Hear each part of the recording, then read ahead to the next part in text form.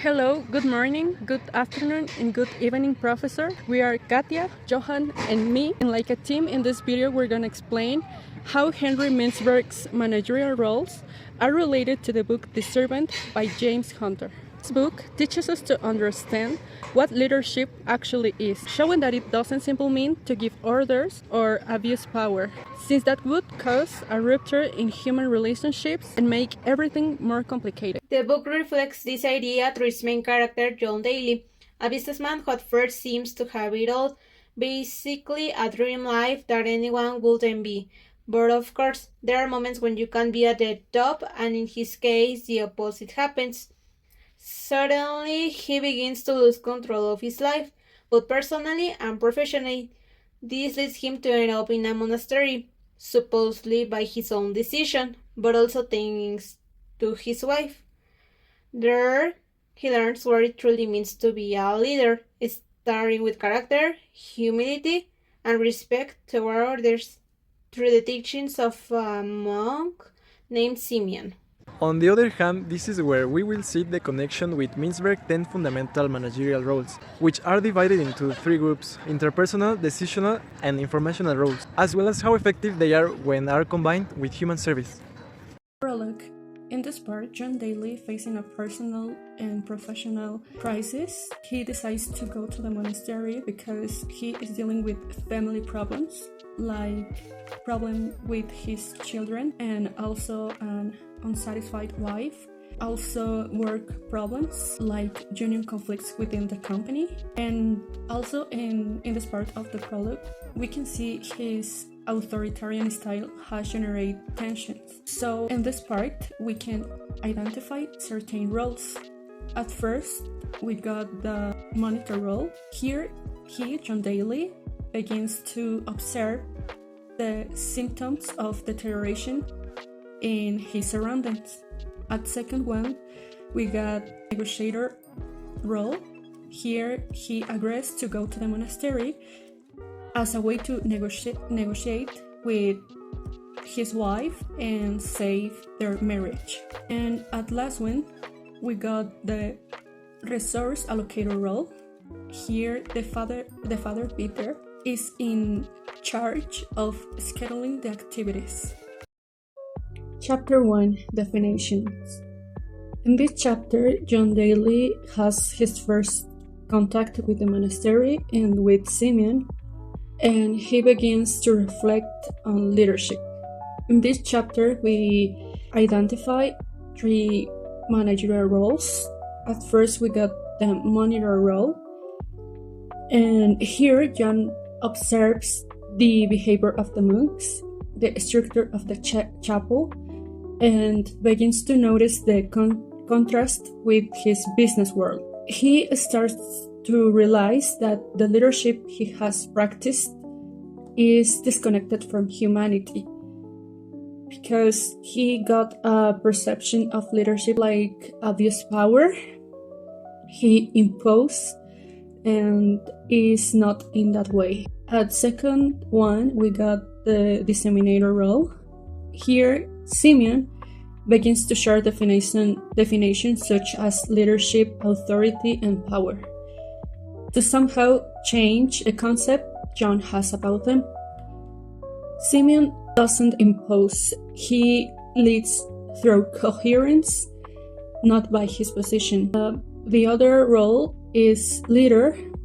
This role is taken by Simeon as he begins to motivate the members of his class to become better leader in their respective positions. Chapter 2: The Old Paradigm. In this chapter, John recognizes that his leadership was based on control, fear, and hierarchy. In other words, on the typical old traditional model. In this chapter, we could recognize some of the most relevant roles that fit with the story. The first one is entrepreneur. John represents authoritarian leadership centered on hierarchical power and imposition within the company where he works. The second one is the disseminator. Simon dismantles this, sprinkling ideas about leadership as a service. explaining that it is not about position but about influence. On the other hand, this is also reflected in the members of the class, since they share the problems that are facing with their business, with their or maybe with their personal problems. For example, one of them it's about our school, or for example, the other one is with it's a soldier. Now, the third role is leader. This also appears with Simeon, as the ability to transfer is through as the ability, to transform through service, since he's giving them better training to the members of the class. And the fourth, like an extra point, it's figurehead. The Abad occupy this role since he is the one who represents the entire monastery, as the one who give orders to the others. That is the most important person of the monastery. Chapter 3: The Model. Simeon presents the leadership model based on service. We have the roles of leader. Simeon presents leadership based on values and coherence. The next one is disseminator. The model that Simeon presents is borrowed from Jesus and transmitted to his students. Chapter 4: The Verb. In this one, Brother Simeon teaches that leadership implies action. To love is to serve. We have the role of leader. He motivates the participants to act with empathy and commitment. The other one is disseminator. He spreads the word serve to others as the core of leadership. Chapter 5: The Environment. Simeon talks with John about love as action and about creating a healthy environment where people can grow.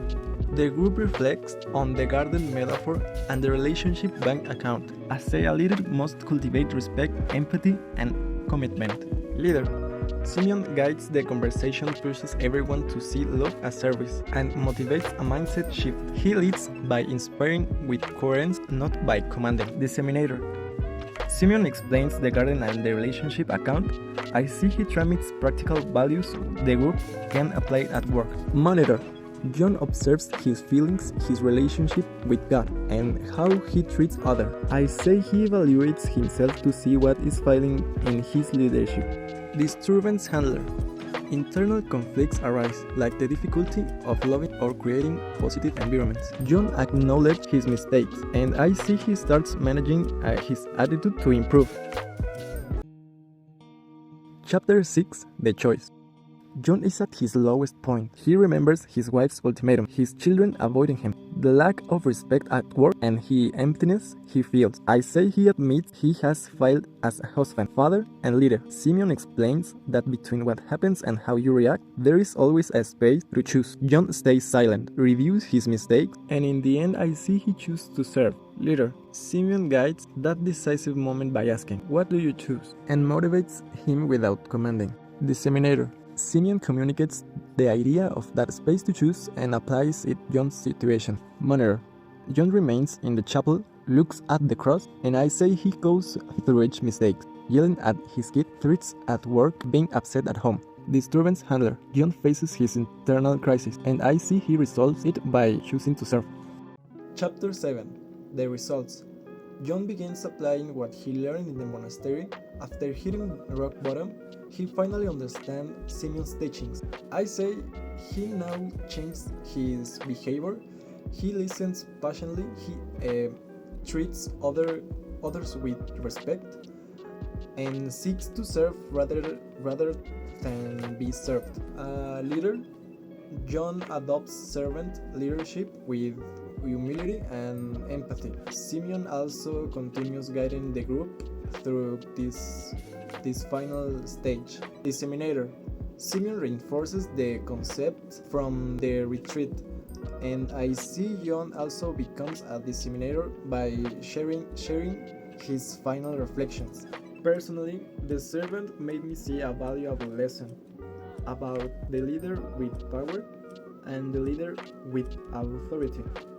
I understood in a very relatable and anecdotal way that leading is not about imposing or exercising control by force, but rather about influencing others through empathy, humility, example, and service.